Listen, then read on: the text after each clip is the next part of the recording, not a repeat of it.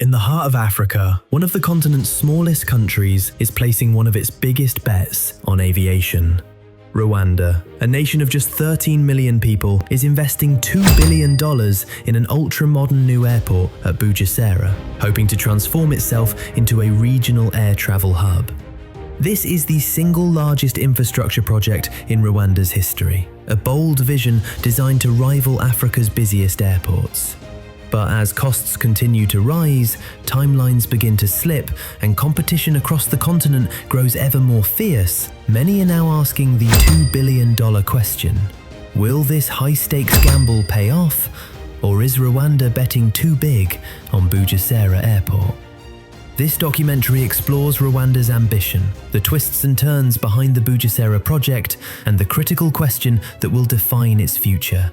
Can this vision truly take flight? Rwanda's push for a new international airport began as a response to both necessity and national vision. Kigali's current airport, built in the 1970s, has been operating near capacity for years. Before the pandemic, it handled around 1 million passengers every year, pushing its limited facilities to the brink. President Paul Kagame, determined to position Rwanda as a regional services hub, had already placed major bets elsewhere. The government invested heavily in a state-owned airline, Rwanda Air, and a world-class convention center, spending more than $2 billion on those ventures combined. A modern airport was the missing piece. The final element needed to turn Rwanda into an East African center for business, tourism, and international conferences. By 2016, Rwanda moved to turn vision into reality. The government signed a 25-year public-private partnership with Portuguese construction firm Mota Engil to build and operate Bugesera International Airport. The original plan was relatively modest. Phase 1 was projected to cost about $418 million, featuring a single runway and a 30,000 square meter terminal. That design would support roughly 1.5 million passengers per year. Construction began in August 2017, with an expected opening in 2019. The strategy was simple: build small, then expand. Phase 2 would add a second runway and expand capacity, bringing the total projected cost to around $800 million. At the groundbreaking ceremony, optimism ran high. Mota Engil and the Rwandan government formed the Bugesera Airport Company, with the contractor holding a 75% stake and a Rwandan state agency holding the remaining 25%. Rwanda's new gateway appeared firmly on its way. Then, barely a year into construction, everything changed. In April 2019, President Kagame ordered the project to stop. The reason was a major redesign. The initial plans were judged too ordinary for Rwanda's ambitions. The president wanted something bigger, something greener. An airport that would serve as a national icon while meeting strict environmental standards. As Rwanda's environment minister explained at the time, Bugesera International Airport was intended to become a net zero emissions complex, one of the greenest airports on the continent once completed. Energy-efficient systems, solar power, and rainwater recycling were added to the new design. Bugesera was no longer just an airport, it was reimagined as a flagship of sustainable development, even if that vision came at the cost of time. The 2019 redesign opened the door to a transformative new partner. In December 2019, Rwanda announced that Qatar Airways would invest in Bugesera International Airport and take a 60% ownership stake. This influx of capital dramatically expanded the project's scope. The terminal design grew to 130,000 square meters, with Phase 1 capacity increasing to 7 to 8 million passengers per year. Long-term expansion is projected to reach 14 million passengers by 2032. The redesigned airport includes 22 check-in counters, 10 gates, 6 boarding bridges, and a dedicated cargo terminal capable of handling 150,000 tons of freight annually. For Qatar, this investment aligns with a broader push into African aviation, including a planned 49% stake in Rwanda Air. Industry observers describe Kigali as a feeder hub linked into Doha's global network. High-level diplomatic visits underscored the geopolitical weight of the partnership. But scale brings risk. The project's cost surged to roughly $2 billion, a massive commitment. Industry observers describe Kigali as a feeder hub linked into Doha's global network. High-level diplomatic visits underscored the geopolitical weight of the partnership. But scale brings risk. The project's cost surged to roughly $2 billion, a massive commitment for a country with an annual government budget of about $5 billion.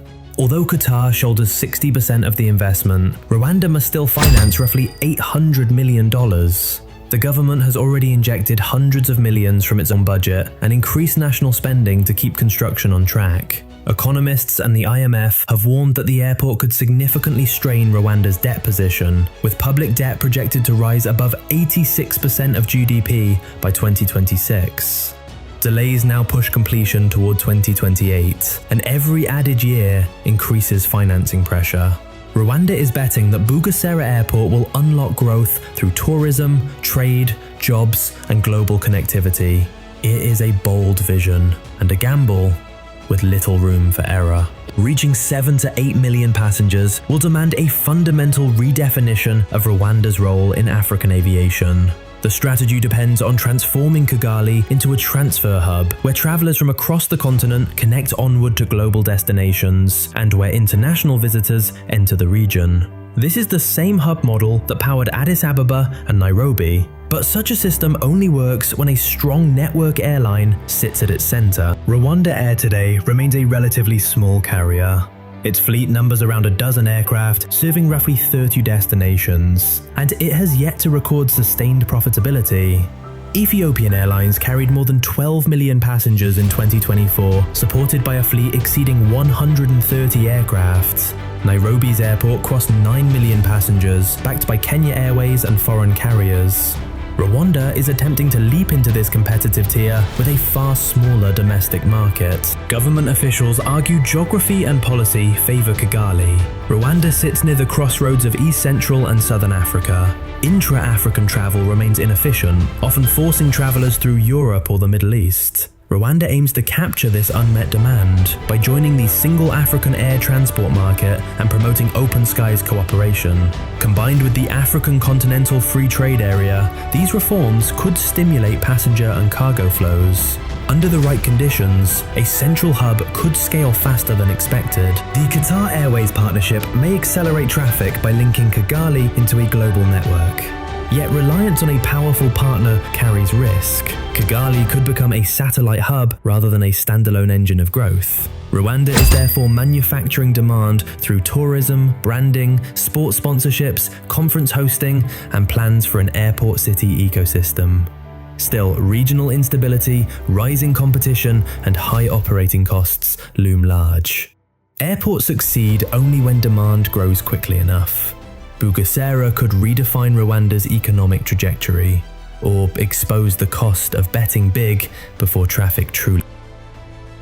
With greater scale came greater costs and greater risks. By 2023, the fully redesigned Bugesera International Airport was projected to cost around $2 billion. That figure is 2.5 times the original budget. For Rwanda, a low-middle-income country with an annual government budget of roughly $5 billion, this represents an enormous financial burden. Financing such a mega project requires a delicate balance of foreign investment, government funding, and debt. Qatar Airways covers 60% of the construction cost, but Rwanda must still finance roughly $800 million, excluding supporting infrastructure such as roads, utilities, and access systems. The government has already injected an additional $500 million from its own budget and increased national spending significantly to keep construction moving. These financial commitments have raised serious concerns among economists. The International Monetary Fund has warned that the Bugesera project will significantly intensify Rwanda's debt service pressures. Public debt is projected to rise above 86% of GDP by 2026. This level is dramatically higher than Rwanda's historical debt profile and approaches ratios seen in much larger economies. The IMF cautioned that risks of cost overruns on large infrastructure projects must be vigilantly monitored. The warning is implicit but clear. If financing falters or costs spiral further, the project could stall before completion. Already, officials acknowledge delays with Phase 1, now expected between 2026 and 2028. Each additional year of construction adds interest costs while postponing operating revenue. For Rwanda, the gamble is that Bugesera Airport will eventually pay for itself by catalyzing long-term economic growth. Once operational, the airport could generate revenue through passenger fees, airline services, cargo handling, retail concessions, and commercial activities. Government officials defend the investment as strategic and forward-looking. Dr. Vincent Baruta described it as a huge but sustainable investment. The underlying logic is that a modern hub airport attracts airlines, tourists, investors, and trade. Improved connectivity feeds into GDP growth, tax revenues, and global integration over time. The airport is also expected to create thousands of direct and indirect jobs and anchor an airport city in Bugesera, with hotels, logistics, parks, business districts, and support services. With Qatar's involvement, Rwanda hopes to leverage global marketing power and established air routes to ramp up traffic through Kigali more quickly. Still, the financial stakes remain extraordinarily high. Estimates suggest Rwanda may need to raise close to $1 billion to finance its share of the airport and related infrastructure. That almost certainly means additional borrowing. Rwanda has already issued Eurobonds and taken on external loans for other major projects, including the Kigali Convention Centre and Rwandair fleet expansion. Debt servicing costs are rising and could crowd out spending on healthcare, education, and social services if economic growth falls short of expectations. In effect, Rwanda is mortgaging part of its future on the belief that Bugesera Airport will accelerate national development. It is a visionary bet, and one that leaves very little room for error. All grand ambitions aside, a critical question looms. Will there be enough demand to justify Rwanda's massive new airport? Bugesera International Airport is being built to handle 7 to 8 million passengers per year upon opening. That is 8 times the traffic Kigali's current airport handles in a typical year. Reaching this level will require a fundamental shift in Rwanda's role in regional and global air travel. The entire strategy hinges on transforming Kigali into a major transfer hub, where travelers from across Africa connect onward to global destinations, and where foreign visitors enter not just Rwanda, but neighboring countries as well. This is the same hub model pioneered by Ethiopian Airlines in Addis Ababa and Kenya Airways in Nairobi, and it requires a powerful network carrier at its core. Rwanda Air, however, remains a relatively small airline. As of the mid-2020s, it operates a fleet of around a dozen aircraft serving roughly 30 destinations, and it has yet to achieve sustained profitability. Ethiopian Airlines carried more than 12 million passengers in 2024, supported by a fleet of over 130 aircraft spanning the globe. Nairobi's main airport rebounded to more than 9 million passengers thanks to Kenya Airways and numerous foreign carriers. Rwanda now aspires to join the ranks of these established hubs, despite having a far smaller home market. This raises an unavoidable concern. Can Rwanda realistically attract enough airlines and passengers to fill an 8 million capacity airport in the near future? Government officials argue that geography and policy work in Rwanda's favour. Kigali sits at the heart of Africa, equidistant from much of East Central and Southern Africa. Intra-African travel today remains inefficient, often forcing passengers to route through Europe or the Middle East. Rwanda aims to capitalise on this structural gap by signing on to the single African air transport market to liberalise air routes and promote open skies cooperation. The African Continental Free Trade Area, now in effect, is also expected to stimulate business travel and cargo flows across the continent. In theory, a centrally located hub with a pro-business regulatory environment could thrive under these conditions. The partnership with Qatar Airways represents another critical pillar of the demand strategy. Qatar's plan to acquire 49% of Rwandair and coordinate hub operations could position Kigali as a sub-hub for African traffic. Passengers from cities like Lagos or Kinshasa could connect through Kigali onto long-haul flights rather than backtracking to older hubs. This piggyback approach could rapidly channel traffic through Bugesera, but it also introduces dependency risk. Rwanda is therefore attempting to manufacture demand through tourism, branding, sports sponsorships, conference hosting, and plans for an airport city ecosystem. Yet significant risks remain, including regional instability, rising competition, and high operating costs. Airports succeed only when traffic ramps up quickly.